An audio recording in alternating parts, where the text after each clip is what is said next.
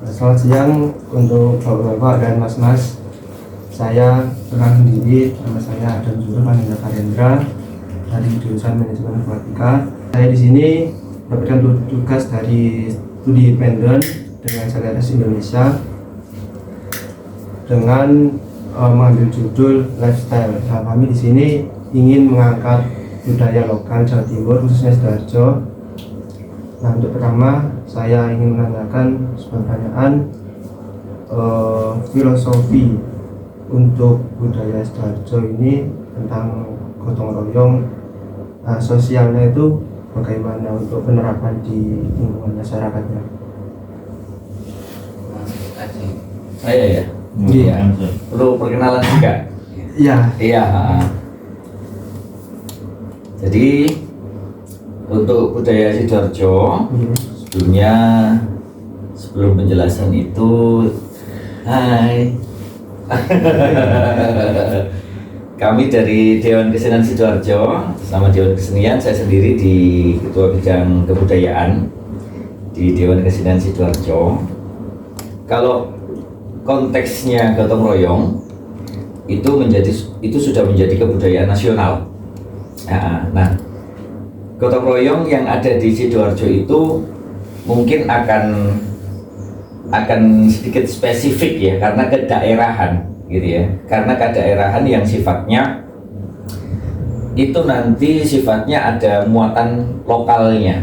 Sebagai contoh, Mas Pangayom, ini Mas Pangayom, dia dari komite tari. Saya langsung mengambil contoh, ada namanya Buri Bandeng. Tari Buri. Nah, bisa dijelaskan Mas Pangayom untuk spesifikasi budaya lokal kedaerahan Sidoarjo? Iya, perkenalkan ya, saya Pangayom dari Komite Tari. Dari pertanyaan tersebut tadi ada satu yang mungkin ada garis sambungnya di seni tari, terutama soal budaya gotong royong ya. Nah, kebetulan saya itu ada satu karya tari namanya Tari Buri Bandeng. Nah, Tari Buri Bandeng ini saya dapat inspirasi itu waktu bermain-main di tambak. Nah, di tambak, dan waktu itu ada panen tambak bandeng. Jadi waktu panen pada panen tambak bandeng, itu banyak warga kan itu ya. Warga itu semua itu jadi gini, kita tarik awal dulu ya, karya Tari Buri Bandeng itu inspirasinya dari panen bandeng ya, satu tambak. Nah, step pertama ini masih dalam lingkup gotong royong ya, dalam gotong royongan itu ya. Itu juragan tambak, tuan tambak itu dia kan ada asisten-asistennya tuh ya. Dia mau bilang, oh kita minggu depan hari Sabtu mau panen bandeng. Oke, semua sudah disiapkan, kabar-kabar itu sudah menyebar ke kampung-kampung sekitar ya. Nah, itu kan di pas hari Sabtu itulah, itu orang-orang kampung itu sudah datang semua mengelilingi tambak itu nanti. Mereka akan menunggu sampai tambak itu selesai dipanen oleh tuan tambaknya itu tadi. Nah, setelah biasanya nunggunya dari siang sampai sore ya. Sore itu sudah selesai dipanen kan ya. Memang dari sang empunya yang punya tambak itu tidak dihabiskan semua. Memang sengaja disisakan untuk apa? Untuk masyarakat sekitar yang sudah nunggu dari pagi siang tadi ya. Mereka nantinya akan berebut waktu di kode ya. Oke, panen selesai, silakan semua sisa-sisa ikannya diambil. Mereka akan rebutan ke situ, masuk ke tambak semua. Mereka ngambil semua sisa-sisa ikan tadi yang memang masih banyak jumlahnya. Nah, itu menurut saya sendiri termasuk sistem kegotong royongan, mulai dari penyebaran informasi tadi ya, informasi awal dari tuan tambak sampai ke telinga masyarakat, terus masyarakat saling gotong royong bahu membahu untuk kita bikin jaring, kita bikin serokan sama-sama, dan nggak ada yang dapatnya lebih banyak ataupun nggak dapat sekali, semua pulang pasti dapat ikan. Itu uniknya di Sidoarjo, khususnya di sisi timur ya, di sisi pesisir. Nah dari itulah terinspirasi kita buat karya Buri Bandeng tersebut.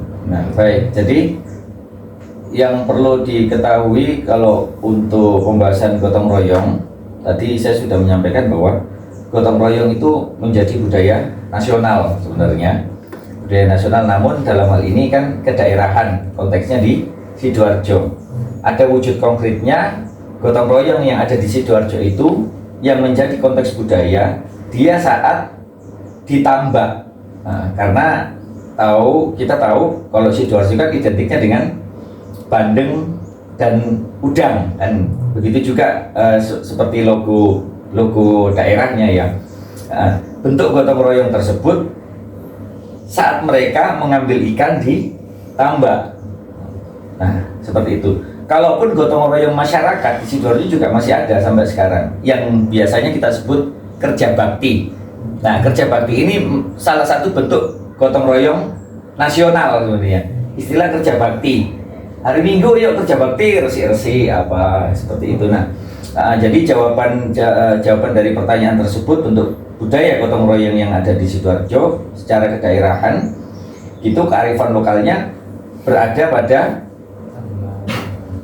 bersama-sama bergotong royong membersihkan tambak atau panen tadi, sehingga ikan-ikan itu diambil. Dan tidak ada tadi yang disampaikan Mas Pangayom, tidak ada yang pulang tidak membawa ikan. Misalnya saya dapat 3, urung itu, ya sudah bawa. Itu budaya gotong royong sebagai bentuk kearifan lokal yang ada di Sidoarjo. Baik, untuk selanjutnya tadi mengenai kesenian. Nah ini kesenian dari daerah Sidoarjo dan tentang pusaka tadi juga. Nah itu bagaimana untuk penerapan di Sidoarjo dan untuk digitalisasi modern ke depan itu bagaimana? Kesenian di Sidoarjo untuk digitalisasikan. Ya itu. Oke. Sejauh ini kesenian-kesenian yang ada di Sidoarjo itu memang tercounter di Dewan Kesenian. Ya. Nah, jadi berbagai macam komunitas seni budaya paguyuban itu tercounter di Dewan Kesenian, baik itu mereka latihan kesenian di sini ataupun mengadakan pertunjukan seninya. Nah, untuk digitalisasinya sejauh ini ya tidak jauh-jauh, kita masih menggunakan sarana media sosial hanya sebagai sarana publikasi. Sebagai sarana publikasi menunjukkan bahwa aktivitas kesenian di Sidoarjo itu ada. Nah, kaitannya digitalisasi dengan promosi atau penjualan itu nanti ke area destinasi wisata. Jadi digitalisasinya masih dalam bentuk konvensional menggunakan media sosial. Digitalisasi di sini artinya bisa jadi yang Mas maksud ke depannya setiap paguyuban mereka memiliki database atau website ya. Setiap paguyuban sehingga bisa diakses. Nah, hari ini digitalisasi itu masih tercounter di websitenya Dewan Kesenian. Jadi selain media sosial tersebut ada platform lain berupa website itu yang dimanfaatkan untuk digitalisasi, sifatnya publikasi bahwa kesenian di Sidoarjo itu ada. Untuk pendapatnya Bapaknya mengenai tentang marketplace, misalnya untuk penjualan pusaka dan lain-lain tentang kesenian Sidoarjo itu di sebuah website atau aplikasi, harapannya ke depannya bagaimana? Atau ada?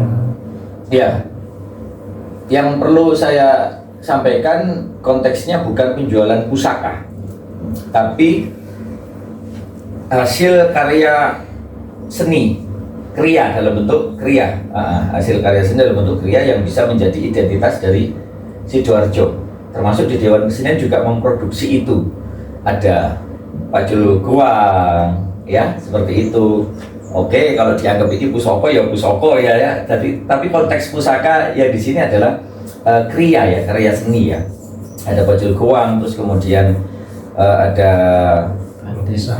lukisan juga, ada t-shirt juga, yang itu kita menunjukkan ke Sidoarjoan.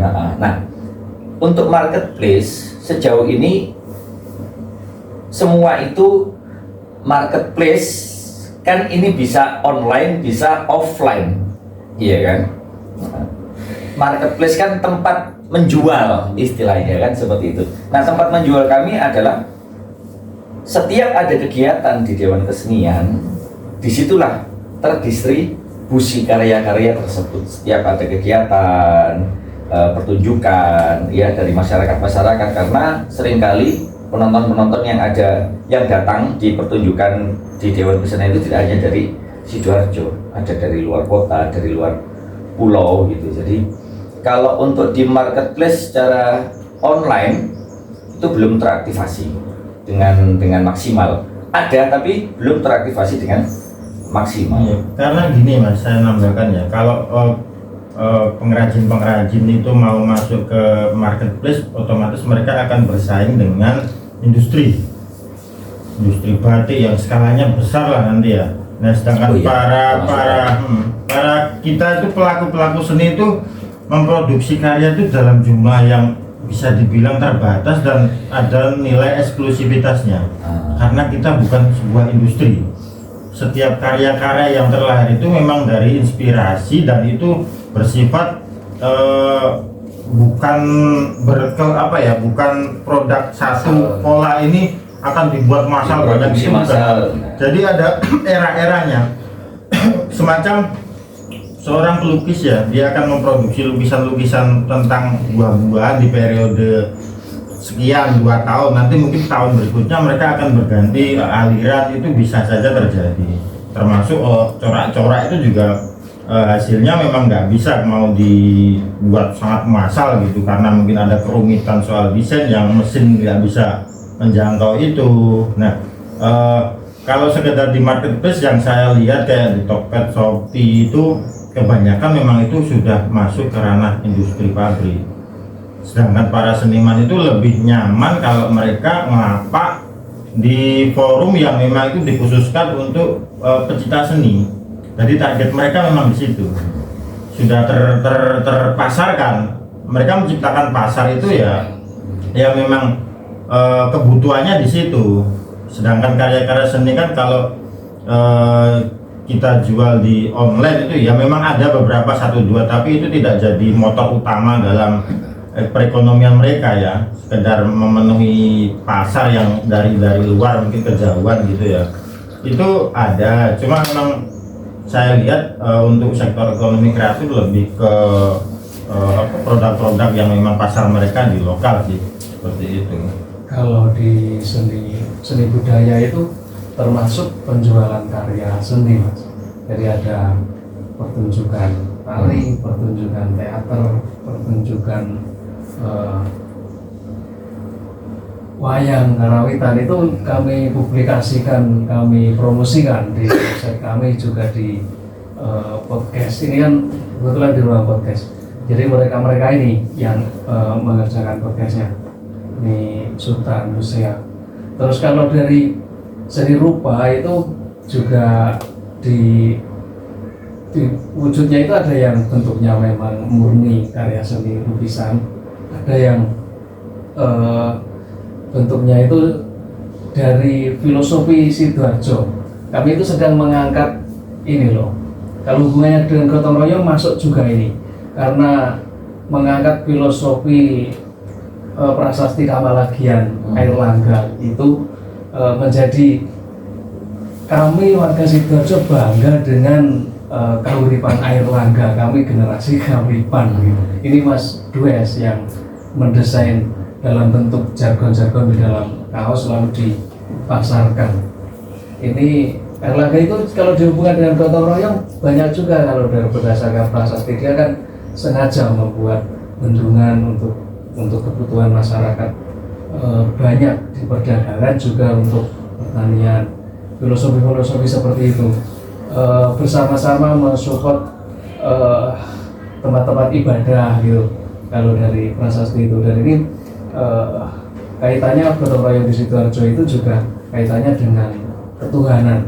Kalau dulu masa Erlangga itu mereka membuat tempat-tempat ibadah untuk bersama-sama menyembah Tuhannya, dan sekarang juga sama masyarakat Sidoarjo kan masih sering berkumpul bersama-sama membuat event-event keagamaan yang itu mungkin agamanya berbeda tetapi semangat gotong royongnya masih lanjut. Baik, tadi mengenai spiritualitas, jadi mengenai meditasi atau enggak spiritualitas yang di Sidoarjo itu penerapannya itu bagaimana? Tentang spiritual. Iya. Spiritual kalau sekarang ya identiknya kalau Sidoarjo itu kan suka bersolawat misalnya. Itu setiap kampung-kampung kan mereka suka bersolawat, mereka membuat acara-acara solawatan itu pasti ada unsur gotong royongnya. Kalau di sini anak-anak Ibnu itu juga membuat tentang musik-musik solawat yang dikolaborasikan dengan musik gamelan. Ada yang belajar gamelan Banyuwangian, ada gamelan Jawa Timuran. Kemudian ada Mas Haji juga mendampingi anak-anak yang menciptakan karya-karya musik dari anak-anak Ibnu mana Mas itu yang punya kelas seni itu? Iya, IPPNU Sidoarjo.